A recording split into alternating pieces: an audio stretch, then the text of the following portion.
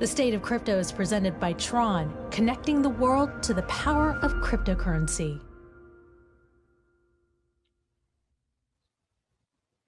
The U.S. Securities and Exchange Commission is cracking down on crypto exchanges in the U.S., but in Europe, it's a different story.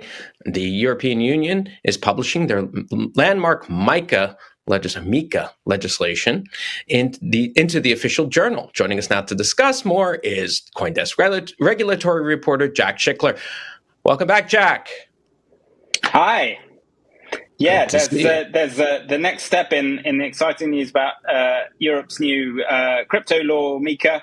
It is being published in the official journal, which is not something you read every morning over your cornflakes, but is the kind of official where laws go when they actually pass on to the statute book. Why does this matter? Well, we've known they're planning these new crypto rules for a while, but now we have an actual date when they're going to take effect. So that date is going to be the 30th of December 2024 next year. That gives an 18-month period for companies to prepare to meet all these rules. And actually, some of the rules come in a bit earlier than that, 6 months earlier in June. The stable coin rules will take effect. So these are the rules that say stable coins have to hold appropriate reserves and so forth. So now we know exactly what the rules are going to be, or at least the kind of high level, what they call level 1 rules that set the basic framework. And we know when they're going to take effect. And probably a few compliance officers' Christmas holidays have been ruined for 2024. But, what can you do? That teaches them to go into banking. Yeah. So, Jen, you had a question.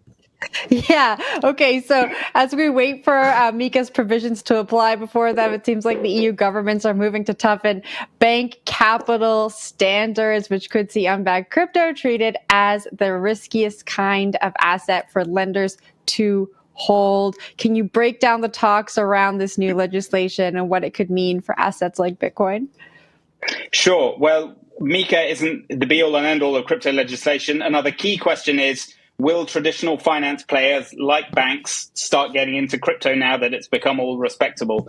And the answer from this other parallel piece of EU law that we see is probably not, because the EU is going to introduce all these new rules saying, Bitcoin is still massively risky. We don't want the kind of turbulence we've seen in the crypto sector recently spilling over into the banking sector. So if you hold Bitcoin or Ether, it's going to be treated as the riskiest kind of asset at the 1250% risk weight, which is the highest possible ones they can award under these international bank capital rules.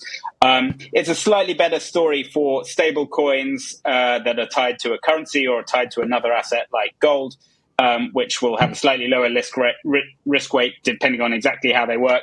And that is in recognition of the fact that those products are now going to be regulated under MiCA, so they're viewed as a bit safer and a bit healthier to hold. But for what they call unbacked crypto assets like Bitcoin and Ether, it's really going to be greatly discouraged by these rules for the banks to hold them.